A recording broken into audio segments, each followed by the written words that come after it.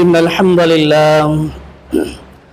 الحمد لله نحمده ونستعينه ونستغفره ونؤمن به ونتوكل عليه ونعوذ بالله من شرور أنفسنا ومن سيئات أعمالنا من يهده الله فلا مضل له ومن يضلله فلا هادي له ونشهد أن لا إله إلا الله وحده لا شريك له ونشهد أن سيدنا ونبينا ومولانا محمدا عبده ورسوله صلى الله على سيدنا محمد وعلى آله وصحبه وسلم أما بعد فقد قال الله سبحانه وتعالى في كلامه العزيز أعوذ بالله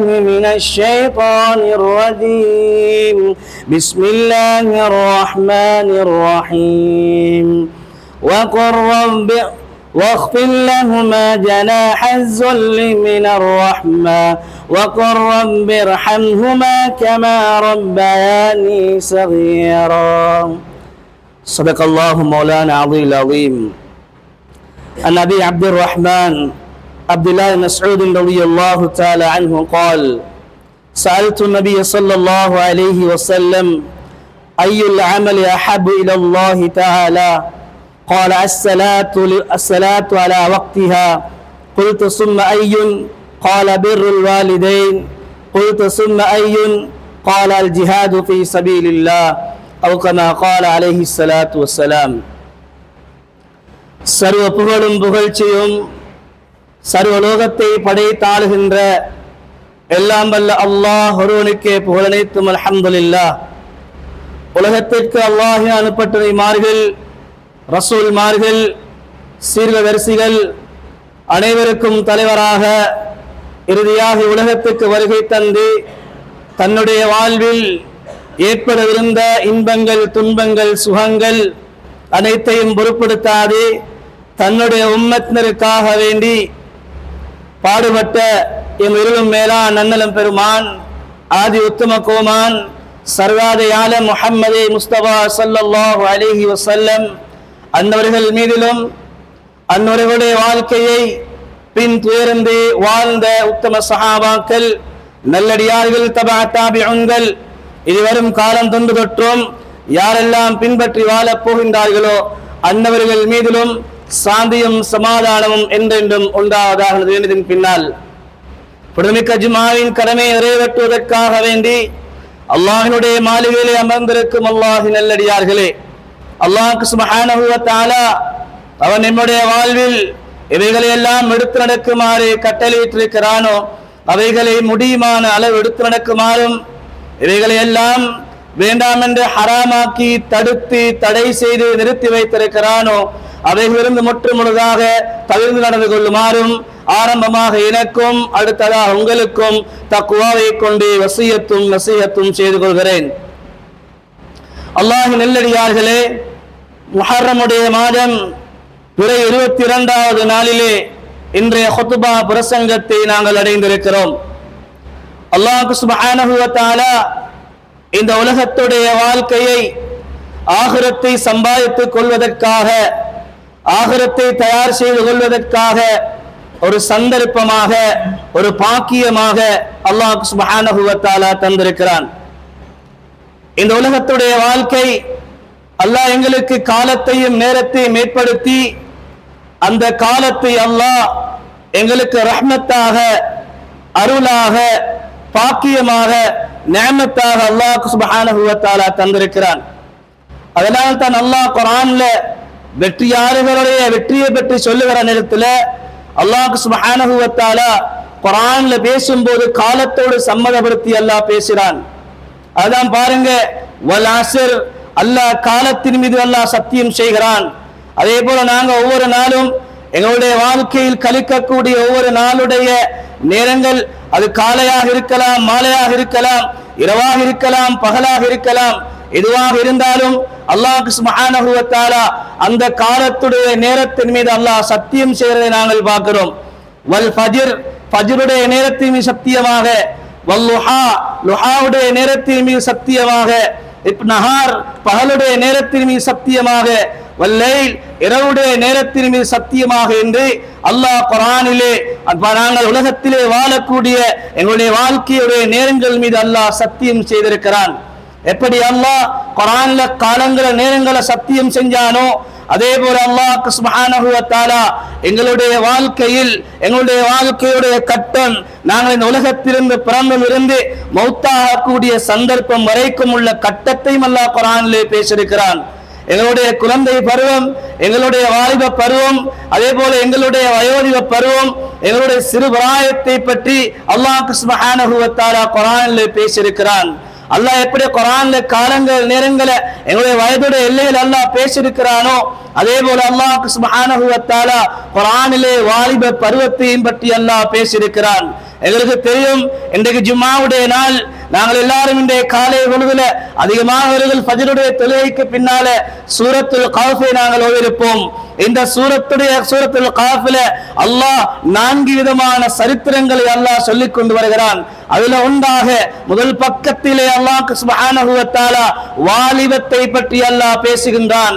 அந்த வாலிபர்கள், சில வாலிபர்கள் அந்த குகைக்குள்ளே நுழைந்த அந்த வரலாறை அல்லாஹ் சுப்ஹானஹு வ தஆலா பேசிக் கொண்டிருக்கிறான். அல்லாஹ்வின் நல்லடியார்களே, இந்த முழு உலகத்திலும் வாழக்கூடிய இந்த இலங்கை நாட்டில் மட்டுமல்ல, இந்த இரத்தினபுரிய பகுதியில் மட்டுமல்ல, முழு உலகத்திலும் வாழக்கூடிய இஸ்லாமிய வாலிபர்கள் இந்த முழு உலகத்திலும் முகம் கொடுக்க வேண்டிய மிக ஒரு பயங்கரமான கட்டத்தில் இன்று நாங்கள் வாழ்ந்து கொண்டிருக்கிறோம். அல்லாஹ்வின் நல்லடியார்களே, அது எப்படியாப்பட்ட கட்டம்! இந்த வாலிபத்தை நாங்கள் எது கழிச்சிக் கொண்டிருக்கிறோம். அல்லாஹ்வுக்கும் அவருடைய ரசூலுக்கும் வெறுப்பை உண்டாக்கக்கூடிய மிக பெரும் பயங்கரமான பாவங்களிலே எங்களுடைய காலங்களையும் நேரங்களையும் நாங்கள் கழித்துக் கொண்டிருக்கிறதை நாங்கள் பார்த்துக் கொண்டிருக்கிறோம். அல்லாஹ்வின் நல்லடியார்களே, அன்பினுக்குரிய இஸ்லாமிய சகோதரர்களே, அல்லாஹ் சுப்ஹானஹு வ தஆலா அந்த சூரத்துல் கஹ்ஃபிலே அந்த குகை வாசிகள் அந்த குகைக்குள்ளே நுழைஞ்ச நேரம் அந்த வாலிபர்கள், சில வாலிபர்கள் அங்கே எதை கேட்டார்கள் என்ற விடயத்தை அல்லாஹ் குர்ஆனிலே தெளிவுபடுத்துகிறான். இந்த 2 விடயமும் ஒவ்வொரு வாலிபனுடைய வாழ்க்கையிலும், வாலிபன் மட்டுமல்ல வயது வந்தவர்களுடைய வாழ்க்கையிலும் இந்த 2ம் அடிப்படையாக வர வேண்டிய ஒரு பிரதானமான அம்சமாக இருந்து கொண்டிருக்கிறது. அல்லாஹ் நல்லடியார்களே, அந்த குகைவாசிகள் கிட்டத்தட்ட 309 வருஷ காலமாக அந்த குகைக்குள்ள இருந்தார்கள். அல்லாஹ் அவங்களுக்கு தூக்கத்தை கொடுத்து அல்லாஹ் அந்த குகைக்குள்ளே அல்லாஹ் வைச்சான். அந்த குகைக்குள்ள போன வாலிபர்கள் அல்லாஹ்விடத்தில் எதை கேட்டார்கள்? ரப்பனா ஆத்தினா மின் லதுன்க ரஹ்மா, யா அல்லாஹ் எங்களுக்கு உன்னுடைய ரஹ்மத்தையும் உன்னுடைய இரக்கத்தையும் உன்னுடைய அன்பையும் எங்களுக்கு தருவாயாக என்று அந்த வாலிப சமூகம் அந்த குகைக்குள்ளே நுழைந்த நேரத்தில் அவர்கள் கேட்டார்கள். அல்லாஹ்வின் நல்லடியார்களே, இந்த ரஹ்மத், இந்த வாலிபர்கள் முதலாவது கேட்ட ரஹ்மத் ஒவ்வொருத்தருடைய வாழ்க்கையிலும் இந்த உலகத்தில் நாங்கள் வாழ்றதுக்கு மிக பிரதானமான அம்சம் இந்த ரஹ்மத்தாக இருந்து கொண்டிருக்கிறது. இந்த ரஹ்மத் எங்களுடைய வாழ்க்கையை நாங்கள் உலகத்தில் அடைவதற்கான முயற்சிகள் என்ன? இந்த ரஹ்மத்தை விட்டும் நாங்கள் தூரமாகினோம். அல்லாஹ் சுப்ஹானஹு வ தஆலா அவனுடைய அல்லாஹ்வுடைய ரஹ்மத்தை விட்டு ஓரமானதன் காரணமாக இந்த உலகத்தில் எங்களுடைய வாலிபர்கள் மட்டுமல்ல, உலகத்திலே வயது வந்தவர்கள் மிக பெரும் பாவங்களிலே ஈடுபடுகின்ற ஒரு நிலைமையை இன்று நாங்கள் பார்த்துக் கொண்டிருக்கிறோம். நான் இன்று பேசக்கூடியது 20 வயசுக்கு மேற்பட்ட வாலிபர்கள் அல்ல. இன்று 15, 13, 14, 15 இருந்து 20, 18 வரைக்கும் உள்ள வாலிபர்களுடைய நிலைமையை நான் பேசிக் கொண்டிருக்கிறேன். அல்லாஹ்வின் நல்லடியார்களே, உலகத்தில் அல்லாஹ் குர்ஆனிலே சொல்லுகிறான், வலௌலா ஃபதுலுல்லாஹி அலைக்கும் வ ரஹ்மத்துஹு லகுன்தும் மினல் காசிரீன். இந்த உலகத்துடைய வாழ்க்கையில் அல்லாஹ்வுடைய ரஹ்மத், இந்த உலகத்தில் நாங்க வாழ்றதுக்கு அல்லாஹ்வுடைய ரஹ்மத் எங்களுக்கு தேவை. உலகத்தில் வாழ்றதுக்கு மட்டுமல்ல, நான் சுவர்க்கத்தில் என்னுடைய முதலாவது கால வைக்கும் வரைக்கும் அல்லாஹ்வுடைய ரஹ்மத் எனக்கு தேவை. இந்த உலகத்துடைய வாழ்க்கையில் யாருக்கு அல்லாஹ்வுடைய ரஹ்மத் இல்லையோ, ரஹ்மத்து கிடைக்கலையோ அவர்கள் தான் நஷ்டவாளிகள் என்பதை அல்லாஹ் குர்ஆனிலே சொல்லிக் கொண்டிருக்கிறான். அல்லாஹ்வின் நல்லடியார்களே, இந்த ரஹ்மத்தினுடைய வாழ்க்கையை நாங்கள் அடைய வேண்டும். இந்த ரஹ்மத்துக்காக எங்களுடைய வாழ்க்கையை நாம் ஈடுபடுத்த வேண்டும். இரண்டாவது துஆவை தான் அந்த வாலிப சமூகம் கேட்டார்கள். குறைவாசிகள் இரண்டாவது துஆவை அல்லாஹ்விடத்திலே கேட்கிறார்கள். யா அல்லாஹ் வஹய்யி லனா மின் அம்ரினா ரஷதா. யா அல்லாஹ், காரியங்களில் எது நேர் வழியானதோ, ஹிதாயத் இருக்கிறதோ, அந்த நேரான வழி எங்களுக்கு காட்டிடு யா அல்லாஹ் என்ற துஆவை அந்த வாலிப சமூகம் கேட்கிறார்கள். அல்லாஹ் நல்லடியார்களே, இந்த வாலிப வயதில் இந்த ஹிதாயத் என்று சொல்லக்கூடிய நேரான பாதை எங்களுக்கு தேவை. இந்த நேரான வாதை அல்லாஹ்விடத்தில் நாம் கேட்கணும். இந்த நேரான வழி இல்லாத காரணத்தினால்தான் இன்றைக்கு உலகத்தில் அல்லாஹ்வுக்கு ஹிதாயத்துக்கு புறம்பான வழிகேட்டின் பக்கம் எங்கள் உலகத்துடைய வாழ்க்கையை நாங்கள் கழிச்சுக் கொண்டிருக்கிறோம், ஈடுபடுத்திக் கொண்டிருக்கிறோம். அல்லாஹ்வின் நல்லடியார்களே, அன்பிற்குரிய இஸ்லாமிய சகோதரர்களே, இந்த ஹிதாயத் என்று சொல்றது இது அல்லாஹ்வுடைய புறத்திலிருந்து வரக்கூடிய ஒன்று. ஹிதாயத் என்னுடைய காசு பணத்தை வச்சு, என்னுடைய வீடை வச்சு, என்னுடைய வாகனத்தை வச்சு, என்னுடைய படிப்பை வச்சு, என்னுடைய பட்டம் பதவிகளை வச்சு ஹிதாயத் எங்களுக்கு அடைய முடியாது. ஹிதாயத்து கொடுக்கிற பொறுப்பை அல்லாஹ் நபிக்கும் கொடுக்கல. ஹிதாயத் அல்லாஹ்வுடைய கையில, அல்லாஹ்வுக்கு மட்டும் சொந்தமான ஒன்று. அது அல்லாஹ்வுடைய புறத்திலிருந்து தான் வரணும். அல்லாஹ் நல்லடியார்களே, ஒவ்வொருத்தருடைய வாழ்க்கையிலும் இந்த ஹிதாயத் என்று சொல்றது, இந்த ரஹ்மத் என்று சொல்றது, அல்லாஹ்வுடைய அருள், அல்லாஹ்வுடைய அன்பு எங்களுடைய வாழ்க்கையை நாங்கள் அடைவதற்கு உண்டான வழிகளை நாங்கள் ஏற்படுத்திக் கொள்ள வேண்டும். அல்லாஹ் நல்லடியார்களே, இந்த ரெண்டு வழியை நாங்க மூடினோம். அல்லாஹ்வுடைய ஹிதாயத்துக்கு புறம்பான வழியை அல்லாஹ் இன்றைக்கு காட்டி, இன்றைக்கு வாலிப சமூகம் பெண்களுக்கு பின்னாலும், விபச்சாரத்திலும், மதுவுக்கு பின்னாலும், மியூசிக்கு பின்னாலும், இசைக்கு பின்னாலும் உலகத்திலே சீரழிகிற காட்சியை நாங்கள் பார்க்கிறோம். அல்லாஹ் நல்லடியார்களே, உலகத்தில் அல்லாஹ்வுடைய ஹிதாயத் தேவை. உலகத்தில் வாழ்றதுக்கு அல்லாஹ்வுடைய ரஹ்மத் தேவை. சுலக்கம் போகும் வரைக்கும் அல்லாஹ்வுடைய ரஹ்மத்தும் ஹிதாயத்தும் எங்களுக்கு தேவை. அந்த அடிப்படையில் அல்லாஹ் நல்லடியார்களே, அல்லாஹ் ஹிதாயத் என்று சொல்றதையும், அல்லாஹ் இந்த ரஹ்மத்தையும் அல்லாஹ் எதுக்குள்ளே அல்லாஹ் வச்சிருக்கிறான். அல்லாஹ் நாங்க தொழக்கூடிய இந்த ஃபர்லான தொழுகையிலே அல்லாஹ் வச்சிருக்கிறான். நீங்க பாருங்க, தீனுல் இஸ்லாத்துடைய கடமைகளை எங்க எடுத்துக்கொண்டு பார்த்தாலும் உலகத்தில் தொழுகை தொழுகை என்று சொல்லப்படுகிற முக்கியத்துவம் ஏன் சொல்லப்படுகிற காரணம் என்றால், உலகத்தில் எவ்வளவு பெரிய பாவியாக இருந்தாலும், உலகத்தில் எவ்வளவு பெரிய கெட்டவனாக இருந்தாலும், அவன் தன்னுடைய வாழ்க்கையில் தொழுகையை கடைபிடிப்பான் என்றால் அவன் அவுலியாவாக மாறக்கூடிய சிறப்பை, தன்மையை இஸ்லாம் ஷரியத் தொழுகைக்குள்ளே வைத்திருக்கிறது. அதனால தான் நான் திரும்பவும் என்று ஒரு மனிதன் விளங்கினான் என்றா, விரும்பினான் என்று சொன்னால் இவர் தொழுகையின் பக்கம் விரைய வேண்டும், தான் தொழணும். தொழுகை கொண்டு அல்லாஹ் அவருக்கு ஹிதாயத்தையும் ரஹ்மத்தையும் அல்லாஹ் வச்சிருக்கிறான். அல்லாஹ் நல்லடியார்களே, எங்களுடைய வாழ்க்கையில் தொழுகை எப்படி வரணும் என்றால், இன்றைக்கு எங்களுடைய பரவான தொழுகையை நாங்கள் தொழுகிறோம். வாலிபர்கள் தொழுகிறார்கள், வயது வந்தவர்கள் தொழுகிறார்கள், வயது முதிர்ந்தவர்கள் தொழுகிறார்கள். ஆனால் என்னுடைய தொழுகை இஸ்லாம் ஷரியத் சொல்லப்படக்கூடிய தொழுகையை போல என்னுடைய தொழுகை இருக்கிறதா என்பதை நாங்கள் சிந்தித்து பார்க்க வேண்டும். அல்லாஹ் நல்லடியார்களே, தொழுகை நாங்கள் தொழுகிறோம், ஏதோ தொழுகிறோம் என்ற பேருக்காக வேண்டி நாங்கள் தொழுகிறோமே தவிர அல்லாஹும் ரசூலும் சொன்ன முறை எங்களுடைய தொழுகையில இல்லாதன் காரணமாக இன்றைக்கு எங்களுடைய தொழுகையின் மூலமாக என்னை விபச்சாரத்தில் பாதுகாக்க முடியாது, பொய்யிலிருந்து என்னை பாதுகாக்க முடியாது, இப்படியாக இருக்கிற எல்லா பாவங்களிலிருந்தும் என்னை பாதுகாக்க முடியாத ஒரு தொழுகையாக எங்களுடைய தொழுகை இன்று மாறிக்கொண்டிருக்கிறதை நாங்கள் பார்க்கிறோம். அல்லாஹ் நல்லடியார்களே, தொழுகை என்ற இபாதத் எப்படி ஆகணும் என்று சொன்னா, என்ன உடம்புல இருக்கக்கூடிய, என்னுடைய மேல இருக்கக்கூடிய ரத்தம், என் ரத்தத்தை உடம்புல நிறுத்தா என்ன உயிர் வாழ முடியாது. அதனால தான் டெங்கு வந்தா ஒரு பயப்படுகிறார்கள், ரத்தம் குறைதா இவருடைய உயிருக்கு கேள்விக்குறி. அதே போலதான் என்னுடைய வாழ்க்கையில் தொழுகை என்று சொல்றது, என்னுடைய வாழ்க்கையில் ரத்தத்தை போல எப்படி ரத்தம் இல்லாமல் வாழ முடியாதோ அதே போலதான் என்னுடைய வாழ்க்கையில் தொழுகை இல்லாமல் என்னால் வாழ முடியாது என்ற நிலைமைக்கு நாங்கள் வரணும். அல்லாஹ் நல்லடியார்களே, அன்பிற்குரிய இஸ்லாமிய சகோதரர்களே, எந்த அளவுக்கு என்று சொன்னால், இன்றைக்கு நாங்கள் பின்பற்றுகிற எங்களுடைய நபி முஹம்மது ஸல்லல்லாஹு அலைஹி வஸல்லம் அவர்கள், முஹம்மது ஸல்லல்லாஹு அலைஹி வஸல்லம் அவங்க இந்த உலகத்தில் ரஹ்மத்துல் லில் ஆலமீனாக அனுப்பப்பட்ட இந்த நபி, இந்த உலகத்துடைய வாழ்க்கையில் எங்களுடைய ஈடேற்றமும் எங்களுடைய வெற்றியும் இந்த உம்மத்துடைய வெற்றியில் இருக்கிறது என்பதை வழி காட்டுவதற்காக வேண்டி நபியவர்கள் தன்னுடைய கடைசி நேரம் நபிகளால் எழும்பி நடந்த முடியாத அந்த சக்கராத்துடைய சந்தர்ப்பத்திலே நபியவர்கள் இருந்தும் கூட நபியவர்கள் என்ன செய்தார்கள்? இந்த உம்மத்து தொழுகையிலே பொதுபோக்கு செஞ்சிடக் கூடாது என்பதற்காக நபியவர்கள் நடக்க முடியாது. நபியவர்களுடைய 2 சஹாபாக்களுடைய உதவியோடு நபியவர்கள் என்ன செய்கிறார்கள் என்றால் தரையிலே கோடு போட்டவர்களாக இழுத்துக் கொண்டு தொழுகையை தொழ வந்தார்கள் என்றால் இந்த தொழுகையுடைய முக்கியத்துவம் எவ்வாறு? அல்லாஹ்வின் நல்லடியார்களே, நபி அவர்கள் கடைசி நேரம் சக்கராத்துடைய சந்தர்ப்பத்தில் இருக்கிறார்கள். ஆயிஷா ரலியல்லாஹு தஆலா அன்ஹா அவர்களுடைய மார்பகத்திலே சாங்கிக் கொண்டிருந்த நபி அவர்கள் வாயில ஏதோ சொல்லிக் கொண்டிருக்கிறாங்க. நபி அவங்க எதை சொல்றாங்க என்று கேட்கிறதுக்காக ஆயிஷா ரலியல்லாஹு தஆலா அவங்க நபி அவர்களுடைய வாயோடு தன்னுடைய காதை சேர்த்து வைக்கிறாங்க. நபி அவர்கள் சொல்லுகிறார்கள், அஸ்ஸலா அஸ்ஸலா என்ற அந்த கடைசி நேரத்தில் தொழுகையை வசியத்தாக இந்த உம்மத்துக்கு நபி அவர்கள் சொல்லிக் கொண்டிருக்கிறார்கள்.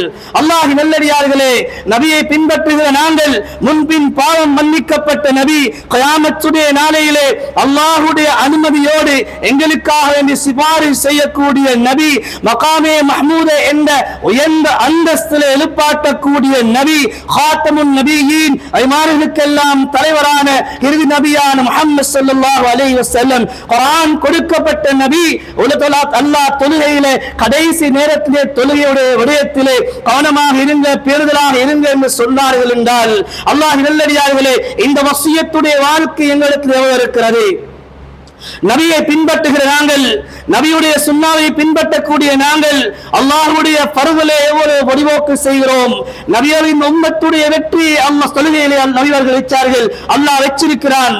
அதனால் அல்லாஹ் நல்லடியார்களே, இந்த தொழுகையுடைய விடயத்தில் நாங்கள் கவனமாக இருப்போம். எங்களுடைய வாழ்க்கையில் ஹிதாயத்து வேணுமா, எங்களுடைய வாழ்க்கையிலே நேர்வழி வேணுமா, எங்களுக்கு அல்லாஹ் சுப்ஹானஹு வ தஆலா எங்களுக்கு தந்த ஒரு வழிதான் இந்த தொழுகையுடைய வழி. இந்த தொழுகையிலே பேருதலாக இருப்போம்.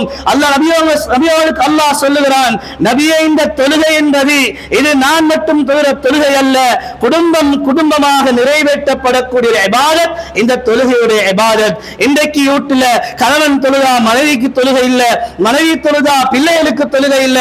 ஆனா இன்றைக்கு நான் புள்ள படிச்சானா, கிளாஸ் போனானா, அதாவது ஸ்கூல் போனானா என்று கேட்கிறோம், தண்டிக்கிறோம்.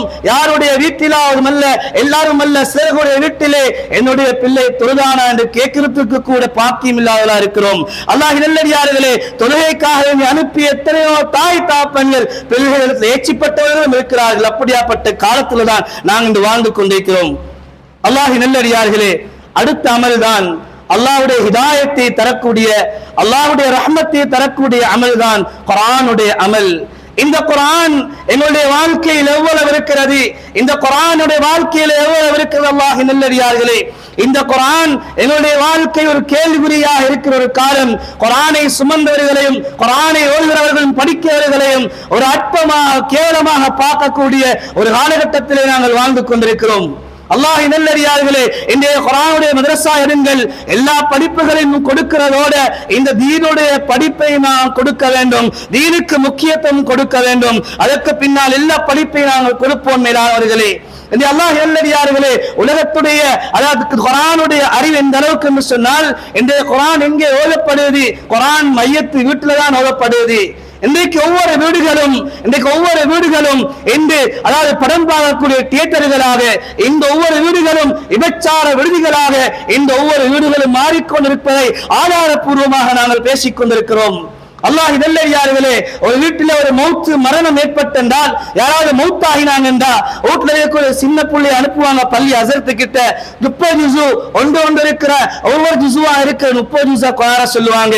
கொண்டு வந்து அந்த குர்ஆன என்ன செய்வாங்கண்டா 3ஆம் கத்தத்தோடு ஓதி முடிப்பாங்க, பள்ளிக்கு கொடுப்பாங்க. அப்படி இல்லைன்னா சில வீடுகளை வச்சு கொள்வாங்க, 40ஆம் நாள் வரைக்கும் 40ஆம் கத்தம் வரைக்கும் வச்சு ஒவ்வொரு ஜுசுவாக ஓதிட்டு அந்த குர்ஆனை கொண்டு கொடுப்பாங்க. அல்லாஹ் நல்லடியார்களே, இந்த குர்ஆன் இன்றைக்கு மையத்து வீட்டுகளுக்கு மட்டும் ஓதப்படக்கூடிய ஒரு இபாதத்தாக திலாவத்தாக மாறிக்கொண்டிருக்கிறது. அல்லாஹ் ஹிதாயத்தையும் ரஹ்மத்தையும் அல்லாஹ் குர்ஆனிலே வச்சிருக்கிறான். அதனால் அல்லாஹ் நல்லடியார்களே, எங்களுடைய வாழ்க்கையை அதிகமாக நேம் குர்ஆனுக்கு கொடுக்கணும். இன்றைய பலஸ்தீனை பாருங்க, இன்றைய பலஸ்தீனுடைய மக்களை பாருங்க. பலஸ்தீன்ல அடிக்கப்படுகிறார்கள், உதைக்கப்படுகிறார்கள், சாப்பிடுறதற்கு சாப்பாடு இல்ல, குடிப்பதற்கு தண்ணீர் இல்ல. எப்படியான சிரமமான காலத்திலும் கூட அந்த பலஸ்தீன மக்கள் தாய்மார்கள் அதாவது குர்ஆன் ஓத விட மாட்டாங்க, குர்ஆன் ஓத விட மாட்டாங்க. தன்னுடைய மடியில பிள்ளை இருக்கும், குழந்தை இருக்கும், குர்ஆனை ஓதுகிறார்கள், குர்ஆனை பாடமாக்குறாங்க. ஏன்? அவங்க விளங்கினாங்க குர்ஆனின் மூலமாக பாதுகாப்பு இருக்குது, குர்ஆனின் மூலமாக ஈமான் அதிகரிக்கும், ஈமான் புதுப்பிக்கும் என்று விளங்கினாங்க. அல்லாஹ்வுடைய நெருக்கம் குர்ஆனின் மூலமாக கிடைக்கும் என்று விளங்கினாங்க. அதனால அல்லாஹ்வின் நல்லடியார்களே, அன்றைய காலத்தில் வந்த பலஸ்தீனத்தை இப்ப வாழக்கூடிய அந்த மக்கள் தொழுகையும் விட மாட்டாங்க, குர்ஆனையும் விட மாட்டாங்க. எங்களுடைய வாழ்க்கையில் குர்ஆன் கேள்விக்குறியாக இருக்குது. குர்ஆனை கையில் எடுப்போம், வீடுகளில் குர்ஆனை ஓதுவோம். வாலிப சமூகம் வயது வந்தவர்கள் குர்ஆன் திலாவத் செய்வதை விட்டுட்டாங்க. அதனால அல்லாஹ் சுப்ஹானஹு வ தஆலாவுடைய அல்லாஹ்வுடைய ரஹ்மத்தை விட்டு நாங்கள் ஓரமாயினோம். அல்லாஹ் எங்களுக்கு மிகப்பெரும் பாவங்கள் அல்லாஹ் எங்களை சிக்க வச்சான். அல்லாஹ்வின் நல்லடியார்களே, அதே போலதான் அல்லாஹ் சுப்ஹானஹு வ தஆலாவுடைய ரஹ்மத்தை அடையறதுக்கு அடுத்த வழி எங்களுடைய தாய் தந்தையர்களை அல்லாஹ் உலகத்திலே தந்திருக்கிறான். யூசுப் அலைஹிஸ்ஸலாம் அவர்களுடைய வரலாறு அல்லாஹ் குர்ஆனிலே சொல்றான். இப்ராஹிம் அலைஹிஸ்ஸலாம் அவர்களுடைய வரலாறு அல்லாஹ் குர்ஆனிலே சொல்றான். இப்படியாக நபிமார்களுடைய வரலாறுகளை அல்லாஹ் சொல்லி காட்டுகிறான். ஏன் நபிமார்களுடைய முன்னால் வாழ்ந்த காலகட்டத்தில் வாலிப பருவத்திலே தன்னுடைய தாய் தந்தைகளோடும் உம்மா வாப்பாவோடு நல்ல முறையில் நடந்து கொண்ட வாலிபர்கள், அந்த வாலிபர்களுடைய வரலாறுகளை அல்லாஹ் சுப்ஹானஹு வ தஆலா குர்ஆனிலே சொல்லி காட்டுகிறான். அல்லாஹ்வின் நல்லடியார்களே, அன்பிற்குரிய இஸ்லாமிய சகோதரர்களே, இந்த வளர்ந்து வரக்கூடிய வாலிபர்கள் மட்டுமல்ல, திருமணம் முடிச்ச எத்தனையோ பெரியவர்கள் தன்னுடைய தாய் தந்தையர்களுடைய ஹக்கை மறந்தவர்களாக, கடமையை மறந்தவர்களாக இந்த உலகத்தில் நாங்கள் வாழ்ந்து கொண்டிருக்கிறோம். அல்லாஹ்வுடைய கடமைக்கு பின்னால், அல்லாஹ்வுடைய கடமைக்கு பின்னால் அல்லாஹ் சேர்த்து சொல்லக்கூடிய ஒரு கடமை வசியத்தாக அல்லாஹ் சொல்றான் என்றால் அது எங்களுடைய தாய் தந்தையருடைய கடமை. நபி அவங்க எப்படி தொழுகையை பற்றி வசியத்தாக சொன்னார்களோ அதே போலதான் அது அல்லாஹ் சுப்ஹானஹு வ தஆலா குர்ஆனில் ஏராளமான வசியத்துகளை அல்லாஹ் செய்திருக்கிறான். ரஹ்மத்தை பற்றி வசியத் செஞ்சிருக்கிறான், தௌஹீதை பற்றி வசியத்து செஞ்சிருக்கிறான். இப்படி ஏராளமான வசியத்தை அல்லாஹ் குர்ஆனில் செஞ்சதை போல அல்லாஹ் சுப்ஹானஹு வ தஆலா பிர்ருல் வாலிதைன் பெற்றோருக்கு செய்ய வேண்டிய கடமையும் அல்லாஹ் வசியத்தாக அல்லாஹ் சொல்லியிருக்கிறான். அல்லாஹ்வின் நல்லடியார்களே, இன்றைய தாய் தந்தைகள் எப்படி மதிக்கப்படுகிறார்கள்? இந்த சமூகத்திலே கெட்ட அருவருப்பான வார்த்தைகளால் எங்களுடைய உம்மாவும் பாப்பாவும் ஏசப்படுகிற ஒரு காலம். பிள்ளைகள் ஏசுகிறார்கள். இது வெறுமே 30-40 வயசை அடைந்த பிள்ளைகள் அல்ல, இன்றைக்கு 15-20 வயசு வரைக்குட்பட்ட பிள்ளைகள் கெட்ட வார்த்தைகளால அருவருப்பான அசிங்கமான வார்த்தைகள் கேட்கிறார்கள். உம்மாவிடத்திலே திருப்பி கேட்கிற பயங்கரமான வார்த்தைகளை பாவிக்கிற காலத்தில் நாங்கள் வாழ்ந்து கொண்டிருக்கிறோம். அல்லாஹ்வின் நல்லடியார்களே, தாய் தந்தை இளநகரத்தில் கேட்டு பாருங்க, தாய் தந்தையுடைய பெருமதியை சொல்லுவார்கள். நபி ஸல்லல்லாஹு அலைஹி வஸல்லம் அவர்கள் இந்த உலகத்திலே நபியவர்கள் தன்னுடைய தாயுடைய வயிற்றிலே 6 மாச குழந்தைகளாக இருக்கிறாங்க. தன்னுடைய வாப்பா மௌத்தி, யதீமாக அனாதையாக பிறக்கிறாங்க. பிறந்த 6 வயசுல தன்னுடைய உம்மா மௌத்து, நபியோட உம்மா மௌத்தி. பின்னால ஏனைய தாய் தந்தையர்கள் தன்னுடைய பிள்ளைகளை கையில பிடிச்சு கொண்டு போற நேரம் நபி அவங்க அதை பார்த்து கவலைப்பட்டிருக்கிறாங்க. ஏந்த உம்மா வாப்பா இல்லையே, நான் ஏந்த கையை பிடிச்சு போறதுக்கு, வாப்பாட கையை பிடிச்சு போறதுக்கு எனக்கு இந்த பாக்கியம் கிடைக்கல என்று கவலைப்பட்டிருக்கிறாங்க. அல்லாஹ் நல்லடியார்களே, அல்லாஹ் நபிக்கும் கொடுக்காத பாக்கியத்தை அல்லாஹ் எங்களுக்கு தந்திருக்கிறான். நபி வளர்ந்து வார நேரம் நபியிட உம்மா இல்ல, வாப்பா இல்ல. அல்லாஹ் எங்களுக்கு வாலிபர்களுக்கு, குழந்தைகளுக்கு உம்மாவையும் வாப்பாவையும் அல்லாஹ் தந்திருக்கிறான். அதை சுவர்க்கமாக நான் எடுக்க வேண்டும். அல்லாஹ் இந்த உலகத்தில் தந்த மிக பெரும் நிஅமத் பாக்கியமாக அல்லாஹ் இந்த தாயையும் தந்தையும் எங்களுக்கு தந்திருக்கிறான். எனவே அல்லாஹ்வின் நல்லடியார்களே, அவர்களுக்கு நன்றி செலுத்தணும். அல்லாஹ் அவர்களுக்கு செய்யக்கூடிய பணிவிடை குர்ஆன் அல்லாஹ் இஹ்சான் என்று சொல்றான். இந்த இஹ்சான் என்ற வார்த்தை உபகாரம் செய்கிறது என்ற அர்த்தம் மட்டுமல்ல. தாய் தந்தையர்கள் வயோதிகமானால், அவர்கள் படுக்கைக்கு போனால் அவர்களுக்கு செய்ய வேண்டிய மருந்தாக இருக்கலாம், ஒழுக்கம், இப்படியான எல்லா விடயங்களும் சொல்லப்பட்ட ஒரு வார்த்தை தான் இஹ்சான் என்ற வார்த்தை. அல்லாஹ்வின் நல்லடியார்களே, இவைகள் பாதுகாக்கப்பட வேண்டும். அவருடைய தாய் தந்தை உரிமைகள் ஹக்குகள் பாதுகாக்கப்பட வேண்டும். அப்படி பாதுகாக்கப்படும் போதுதான் அதில் அல்லாஹ் ரஹ்மத்தையும் ஹிதாயத்தையும் அல்லாஹ் வச்சிருக்கிறான். அல்லாஹ்வுடைய பொருத்தத்துக்கு முன்னால எங்களுக்கு தாய் தந்தையுடைய பொருத்தம் வேணும், அதுக்கு பின்னால அல்லாஹ்வுடைய பொருத்தம் எங்களுக்கு கிடைக்கும். அதனால இந்த உலகத்துடைய வாழ்க்கையில் அல்லாஹ்வின் நல்லடியார்களே, தாய் தாப்பனுக்கு தாய் தந்தை இன்றைக்கு உலகத்துல நாங்க வளர்ந்து வரக்கூடிய நேரத்தில் ஒரு எதிரியாக விரோதியாக ஒரு வில்லனை போல ஆகிற ஒரு காலத்தில் நாங்கள் வாழ்ந்து கொண்டிருக்கிறோம். பிள்ளைகளுக்கு சொல்லக்கூடிய புத்திமதிகள் படுவதில்லை. நாங்க வாப்பா பேசுறோம் எந்த அளவுக்கு என்றால் கேவலமான செய்தி. வாப்பா மாறு கத்தியால குத்தின வாலிபர்களும் இருக்கிறார்கள். வாப்பா மாருக்கு வம்பத்தியால் அடிச்ச வாலிப சமூகம் உருவாகிற ஒரு காலம் இது. 20 வயசு தாண்டின பிள்ளைகள் அல்ல, 15க்கும் 20க்கும் இடைப்பட்ட வாழ்க்கையில் வாழக்கூடிய வாலிப சமூகம். ஏன் அல்லாஹ்வின் நல்லடியார்களே, ஒழுக்கம் இன்றைய சீர்கே. ஸ்கூல் பாடசாலைகள் சொல்றாங்க பிள்ளைகளுக்கு ஒழுக்கத்தை படிச்சு கொடுங்க என்றாங்க. பிள்ளைகளுக்கு ஒழுக்கம் ஏறாத ஒரு காலம். பிள்ளைகளுக்கு எவ்வளவுதான் சொன்னாலும் ஒழுக்கம் புத்திக்கு வருவதில்லை. நபி அவர்களுக்கு அல்லாஹ் ஒழுக்கத்தை படிச்சு கொடுத்தான். அப்ப ஒழுக்கம் எவ்வளவு முக்கியமான ஒன்று. அல்லாஹ்வின் நல்லடியார்களே, இன்றைக்கு வருமானங்கள் குடிபோதையில வந்து பிள்ளைகளை தாய் தந்தையை அடிக்கிறாங்க, உழைக்கிறாங்க. சில தாய் தந்தைகள் வருத்தத்தோட சொல்றாங்க, ஏந்த புள்ள அல்லாஹ்வுடைய மன்னிப்புக்கு பின்னால தாயுடைய மன்னிப்பு தான் மிகப்பெரிய மன்னிப்பு. உலகத்தை தாயை போல யாரும் மன்னிக்கிறதில்லை அல்லாஹ்வுக்கு பின்னால. ஆனா இப்படியாப்பட்ட தாயும் கூட சில சந்தர்ப்பத்துல ஒரு வாலிபரை பார்த்து சொன்னா, என் மகன் அடிக்கடி ஜெயிலுக்கு போறான், என் மகன் அடிக்கடி ஜெயிலுக்கு போறான், அவன் ஜெயிலிலே இருந்தான் இன்னும் என்று தாய் சொல்ற அளவுக்கு பிள்ளைகளுடைய சமூகத்துடைய இந்த வாலிப சமூகம் மாறிக்கொண்டிருக்கிறார்கள் என்றால் அல்லாஹ்வின் நல்லடியார்களே, அல்லாஹ்வுடைய உதவியும் ரஹ்மத்தும் ஹிதாயத்தும் இந்த உலகத்துக்கு எப்படி வந்து சேரும்? எனவே அல்லாஹ்வின் நல்லடியார்களே, அன்பிற்குரிய இஸ்லாமிய சகோதரர்களே, கடைசியாக சொல்லி முடிச்சுக் கொள்றோம். நபி ஸல்லல்லாஹு அலைஹி வஸல்லம் இந்த மண்ணில் இருந்து 3 விடயங்களை தடுத்தார்களோ அதற்கும் அதிகமாக தடுத்திருக்கிறார்கள். பிரதானமான 3 நபிகள் எந்த மண்ணில் இருந்து தடுத்தார்களோ அவைகள் எல்லாம் இன்று சர்வ சாதாரணமாக ஒரு விபச்சாரம் ஒன்று செய்யறதா என்று சொல்லுவாங்க. நீண்ட தூரம் போகணும், வயதுல பெரியவன் தான் விபச்சாரம் செய்த ஒரு காலம் இருந்துச்சு. இன்றைக்கு 17, 18, 19, 20 வயசு பிள்ளைகளும் அதைவிட சிறிய விபச்சாரம் செய்கிற ஒரு காலத்தில் நாங்கள் வாழ்ந்து கொண்டிருக்கிறோம். விபச்சாரத்தின் மூலம் பிள்ளைகளையும் பெற்றெடுத்த காலத்தில் வாழ்ந்து கொண்டிருக்கிறோம். இது வேற எங்கேயும் அல்ல, வேற எங்கேயும் அல்ல. அல்லாஹ்வின் நல்லடியார்களே, இப்படியான பயங்கரமான காலகட்டத்தில் நாங்கள் வாழ்ந்து கொண்டிருக்கிறோம். அல்லாஹ்வின் நல்லடியார்களே, ஆண்களுடைய பகுதி இப்படி, பெண்களுடைய பகுதி மறுபக்கம். எனவே அல்லாஹ்வின் நல்லடியார்களே, 2வது நபி அவங்க சொன்னதுதான் முதலாவது விபச்சாரம், 2வது சொன்னாங்க மதுபானம். அல்லாஹ்வின் நல்லடியார்களே, இன்றைக்கு சர்வ சாதாரணம். குடிக்கிறான், அல்லாஹ்வின் நல்லடியார்களே, குடிக்கிறான், குடிச்சு அடிக்கிறான், உடைக்கிறான். அல்லாஹ்வின் நல்லடியார்களே, இன்றைக்கு கண்ணியம் இல்ல. கஸ்தில போறோம், கஸ்ல போறதுல ரவுபரகப்புன்னு சொல்றாரு, ஹஸரத் நான் இருக்கிற நிலைமை சரியில்லை, கொஞ்சம் கஸ்த கூட்டிக்கொண்டு பேத்துடுங்க, வேற டைமுக்கு வாங்க என்று சொல்ற நிலைமைக்கு இன்றைக்கு சமூகம் மாற்றப்பட்டு கொண்டு வருகிறார்கள். நபி அவங்க சொன்னாங்க, ஒரு முஸ்லிமான சகோதரையோ யார் ஒரு சகோதரை பார்த்து சிரிக்கிறது, ஒரு புன்முறுவல் முறுவுறது சதகாவுடைய நன்மை கிடைக்கும். சலாம் சொல்றது இது முக்கியமான ஒரு இபாதத், நபி அவங்களுடைய சுன்னத். இந்த சுன்னத் மங்கி போற காலம். எப்படி என்று சொன்னா, இன்றைக்கு வாயை திறக்க முடியாத நிலைமை. வாய்க்குள்ள ஏதோ வச்சிருக்கிறார்கள், அவர்களால் வாயை திறந்து சலாம் சொல்ல முடியாது, சிரிக்க முடியாத நிலைமையில் இருக்கிறார்கள், என்று பேசுகிறார்கள். அல்லாஹ்வின் நல்லடியார்களே, சுன்னத் எல்லாம் கொலை செய்யப்படுகிற காலம், குர்ஆன் என்று கொலை செய்யப்படுகிற காலம். தொழுகை தொழுகிறார்கள் ஏதோ உலகத்துடைய லாபத்துக்காக, உலகத்துடைய தேவைக்கான தொழுமே தவிர இஸ்லாம் விருப்பாக்கூடிய குஷு உது இன்றைக்கு வரல.